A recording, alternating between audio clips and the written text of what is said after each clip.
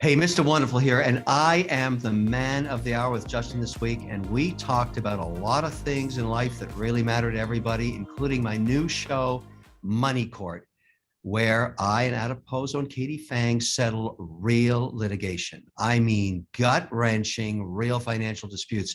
But there's so much you can learn, and you're going to hear it all from Justin and I. Do not miss this episode. Mr. Wonderful, Kevin O'Leary. Thank you for saying yes to joining me, my friend. No problem. Glad to be here. Thank you. I'm really excited to have you. But before we get into anything, you've been really busy gearing up for Money Court, which is a new 6-part series on CNBC, CNBC Prime, even the network that's all about business and money, where we also know you famously for being on Shark Tank. But what can you tell us about this new show, Money Court? You know, what's happened in America is that during the pandemic, and which is sort of ongoing in some situations, the court system really got backlogged. There are thousands of cases that have not been heard. And that's very difficult when you have real financial litigation because you're stymieing a business, you're slowing a business down, you're taking it off track. You're not servicing customers anymore, you're not servicing clientele or employees or your shareholders. It's catastrophic. And so many of these disputes are moving towards arbitration. And what Money Court is a real arbitration. These are real litigants, the real lawsuits. They're signing a contract that allows me to arbitrate the case. I have fantastic legal support in Adam Pozo, a formal judge on the federal bench, and also a trial attorney in Katie Fang. And so I've got contract lawyers, and I've also got a federal judge. This is a great way to actually look at these cases through the eyes of legal experts, but also a pragmatic view from Mr. Wonderful, who I think, you know, if I may say so, does a good job in trying to figure out how to solve for the business. And then from having done the show already, I know you guys probably selectively picked those cases out to show people what it was going to be like. What was it like behind the scenes in terms of you? I mean, I'm sure you had your hands in production as well. What was that like for you? You know, what I learned, and you never know when you start a new format like this, what's actually going to happen. But these cases are not like the typical legal reality show where somebody's complaining that the neighbor's cat is making noise at night. People are really involved in real litigation. They are suing each other, and sometimes they're family members. Sometimes it's a tenant landlord. Sometimes it's a business partnership that's falling apart. It's extremely emotional, very difficult moments sometimes, but I must say, very compelling television. And I am very, first of all, I'm very pleased with all the critics' reviews, including the Wall Street Journal yesterday. I mean, they're saying that this show has merit, and that's important to me because I feel like in some ways an artist bringing it to the market and hoping that it's going to work, and I think it is. Well, we're going to have to tune in to find out. Premieres August 11th at 10 p.m. Eastern on CNBC. You guys tune into that one. I think it'll already be out by the time this comes out. Kevin, you said the word artist, and I have to bring this up because I learned recently that you almost went down the road of photography and artistry, or creative art to some capacity. You could have went down that road, and you chose not to. So one, I wanted to ask you why you didn't go down that road. And then how does now being in the business world with everything that you do, how does art and creativity kind of unfold into your day and day, if at all? I'm a big believer in the concept of yin and yang in business. Great managers, great investors, great entrepreneurs also have a chaotic side in the arts. Either they paint or they do photography, they play guitar, or they collect watches, some of the things I do that give them a different perspective so that, the intensity of investing in entrepreneurship and operating businesses is extremely focused. And yet you need the chaos of art to balance your thinking and your creative process. So I think for me, it's important that I do both of these things. And, even at the hotel, when I get back tonight, I have a guitar waiting there. I jam every night. I want to let those frustrations out on the keyboard and just let it happen. Yeah. Or on the frets of my guitar or whatever. And to me, that's balance. And you need to be balanced in your life. You need to be, if you're going to be creative, you need to be balanced. Because then on the other end of that, I would assume people who are creative also want some type of uniform organization of what a businessman would probably do on his day to day. You say guitar. That's so interesting. I had no idea you would have even played guitar. What's your favorite song to play? I love Steely Dan. Okay. Jazz fusion, really hard to do their leads. I mean, Reelin' in the Years is one of the hardest lead guitars to play. And a lot of the licks in those tracks, try and play Asia. Try and do the lead on the actual track, Asia. My Mm, son is better than I am. He can actually do it. But even the guy that played it mm, years and years ago on the original album, if you go back and you can find this online, he can't do it again. Nobody can. I mm. mean, he was doing three notes where there should only be one. It was just an incredible day. They laid that track down in the afternoon after lunch and they nailed it. And I mean, those are the kind of the iconic music moments. But I appreciate that as someone who tries to. I'll never be the guitarist I want to be. Mm. That's why I continue to play, and I just try and get better all the time. Yeah. I used to say the same thing about singing, right? Because I think in the music world, you and I are probably the realists who will say, "Oh, I'll never be the best guitarist. I'll never be the best singer, but it's still good to have those outlets." Why would you recommend people who, are looking for a creative outlet to maybe dabble into like art or music and anything creative? Yeah, I mean, look, singing is either you have that talent or you don't. You Yeah. can't make yourself sing. I'm a shitty singer, but I can play guitar with anybody. So, I try and do what I can do. And when it comes to watch collecting, you'll have a hard time beating me. Yeah. Oh my gosh. I bet you would say the same thing about chess. I got to ask you about your mom. I mean, you brought up your son. I'm sure he's learning a lot from you, but you also learned a lot from your mother, I know, when it came to money and business. But I wanted to ask you if anything's kind of stuck with you over the years, as you become super successful in what you do, either things your mom told you or words that she may have said that still stick with you today. Yeah, she was very influential in a couple of things that I never really, when she told me at that time, I never thought about it that much, but they became very, very important to me later in life. One of them, when I think I was 14, she said, "Kevin, if you only tell the truth, you'll never have to remember what you said." And that's taken me down a different path. I mean, I don't lie. I tell the truth, and I get in a lot of trouble. And Shark Tank, for example, they call me the mean shark. I'm the only shark that tells the truth. If your idea has no merit, and you're going to go bankrupt, you're going to wipe out your family by mortgaging your house. That's a really stupid thing to do. And yet the other sharks will say, "Well, you keep doing what you're doing. I'm not going to invest in you." That's very disingenuous. I don't do that. So I get in trouble for that. And also, sometimes people would rather be lied to, which is Mm, bad. I don't do that, and I think that at the end of the day, it gets me into a different place. And when we were casting for Money Court, one of the litigants said, "I don't really like that Mr. Wonderful Guy, but I trust him, so I'll sign mm, this contract. I'll let him mitigate my case or arbitrate, be the arbitration on this case." mm. And I would rather be trusted than win a popularity contest. That's the way I look at it.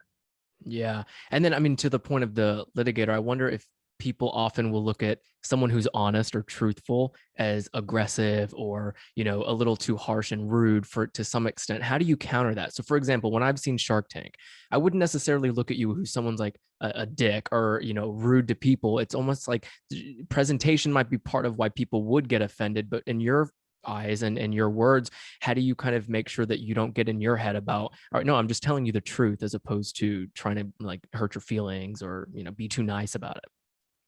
Yeah, I mean, I think people now know me. I mean, Mm, that's probably good and bad, but I think that reputation is out there. I'm proud of it. I think for someone to actually say that is willing to take their their litigation, their financial litigation, a real lawsuit, and let me settle it. I respect that. I mm, really do. And we don't have to like each other, and we don't. But that doesn't matter because at the end of the day, I'm trying to solve a big problem, and we all are mm, collectively. Litigation destroys businesses, destroys families, destroys relationships, destroys marriage, destroys everything. There's nothing good about it. Nothing. mm, And if you have the ability, as I do now in Money Court, to solve that problem, that's a big responsibility. There's some cases that you're going to see in the weeks ahead that are absolutely brutal. I mean, they are just brutal. I'm talking about mothers suing their daughters, that kind of thing. And you don't realize how hard that is emotionally until you're in it, until you're there. Then you have to make that decision. It's on your shoulders. These mm. people have trusted their lives in your hands. I have to tell you, I was not prepared for that. And I didn't think of it that way. I was whimsical going into the shoot, Mm-hmm. but it really dragged some hard moments out of me. And I think back, on the other hand, it was incredible television. I mean, I remember when we were shooting the show, and I've made a lot of television in the years past. And when you go into a professional studio like that, we were at the Telemundo Studios at NBC Universal, one of the best facilities I've ever seen, maybe 150 people on the cast, lighting technicians, sound people, cameramen, all that. These are professionals. They don't watch television, they make television. So they don't get dragged into the moment of a reality show. However, there were moments in the making of what was going on in Money Court, and I'll tell you, I looked over to the right, and there's always a line feed, a cut going on, and I saw the crew watching the line feed, tears coming out of their eyes, totally engaged, and I thought to myself, oh my goodness, we have a monster hit here. And I'm sure I'm right. And so, yeah, we'll see, let the audience decide. But when people that are professionals that don't watch television, that make television, start watching television, something's happening that's very, very gut wrenching and compelling. That's what was going on. I think to your point too, a lot of what you do is always going to be within people's livelihoods, it seems, whether it's Shark Tank and someone's launching a business, and you brought it up a second ago, where they may be putting way too much of their own personal money into something, and that might be a stupid idea. Or similar to Money Court, this is their life and this is their problem, and you're trying to solve that. As you're trying to solve these problems though, Kevin, I have to ask you, do you ever tell yourself that you need to separate and pull the emotion out of the work that you're doing? That's a great question, because in business, there is no room for emotions. People try and tell you that you should let your emotions make financial decisions. Really bad idea. And in the case of Money Court, I really, really struggled, particularly when it was families at stake. And there were cases like that where very successful family businesses were in the middle of litigation. It was really hard. And I asked Ada Pozo, who was a federal judge and sat on the bench for a long time when we were deliberating some of these cases, and Katie, a terrific, contract lawyer, how do you do it? How do you sit there in your robes and listen to these people and not like one over the other or whatever it's going to be? And you have to make life-changing decisions, including imprisoning them, going to prison, altering their lives forever. How can you possibly not get emotionally involved in that? And that discipline is what makes a great lawyer, makes a great judge, makes a great investor. The ability in moments like that, and that gave me strength in this thing, because I realized I put myself in a situation where I was going to make life-altering decisions for these people. We were not trying frivolous cases. We were trying real financial crises, and that it's changed me a little bit. I'll be honest with you. You'll see it in tonight's episode. You'll see it. I think this show is going to last forever, because there's so many cases that have to be, resolved. And it sounds like it did something personally for you too. So I'm excited to see it. I wonder, so I'm 25, and I wanted to bring this up as the host of the show, because I think that when people are reflecting back on a lot of the things that they've accomplished, and all the good, all the bad, the pretty and the ugly, I wanted to ask you, knowing all that you know now about where you're at in your life, what would you tell your 25-year-old self? That's a great question. The challenge to answering that is, would I go back and change anything? And the answer would be no. The mistakes I made on the journey are just as important as the successes, because I wouldn't have learned from them. And so, I can't say that I would have. I don't want that right to go back and tell myself anything. I would have changed my life in a way that I think I'm happy where I am, and I want to keep doing what I do. I don't need any more money. I need more time. That's what is more valuable. When you're young, you don't put a lot of weight on time. When you get older, you put a lot of weight on it, and you Yeah. realize it's the number one asset you have. I'm very, very fortunate. I'm very lucky. I always tell people entrepreneurship and that journey is exactly that. It's not a destination. It's a journey. You're never finished that journey. And Yeah. you don't do it for the greed of money. You do it for the pursuit of personal freedom. I do things today that I want to do. And I'm very fortunate. I don't have to do anything I don't want to. But there comes a certain responsibility, and certainly Money Court is a great example. If I'm going to be doing this more, if I'm going to be, really deciding on these disputes, I realize I've taken on a new responsibility, and I have to respect these people because they are in life-changing situations. You will see it when you watch this show. You will see it. This is not like any other legal reality show you've ever seen. This is the real deal. Real deal.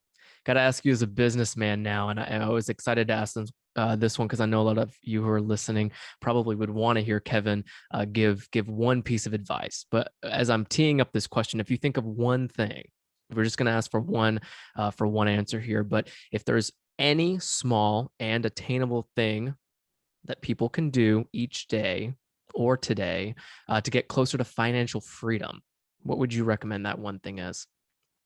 Very simple.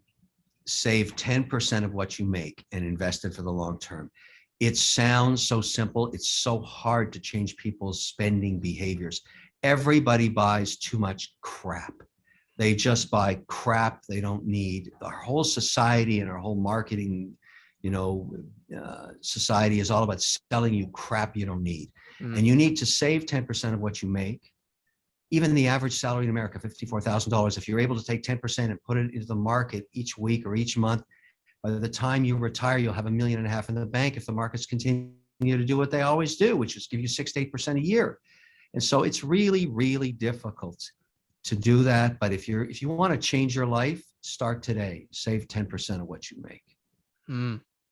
I know I couldn't have said it like that, which is why I had to ask you the question. I have to ask you a fun question as we wrap, Kevin. I know that your first job was in an ice cream parlor, and you learned a lot about being a businessman through that first job. So this final question is a two-parter. If you had to create the top ultimate ice cream flavor, what would the flavor be? And then would you put it in a sugar cone, waffle cone, or cup? I would put it in a waffle cone, and it would be straight chocolate ice cream. Nothing tastes better than that on earth. And I am an ice cream expert and have been my whole life. You don't have to mess around with try flavors. You don't have to do all kinds of other stuff. You just need good chocolate ice cream in a waffle cone. And that is as good as it gets in life, period. Period. Kevin, Mr. Wonderful, not only for coming on the show, but for everything you've said. I'm so thankful you said yes to joining me on this episode. And I got to say, when you're going to play your guitar, I now envision you having chocolate ice cream in a waffle cone on that couch with you as you play. It was so great getting to know you. And I know that everything you said, if you're listening right now, hopefully it was super helpful for you to many degrees. I think Kevin brought a lot to the table with what he had been going through personally, and then all the latest with the new show Money Court, which airs August 11th at 10 p.m. Eastern. Mr. Wonderful, thank you. Thank you. Take care, my friend.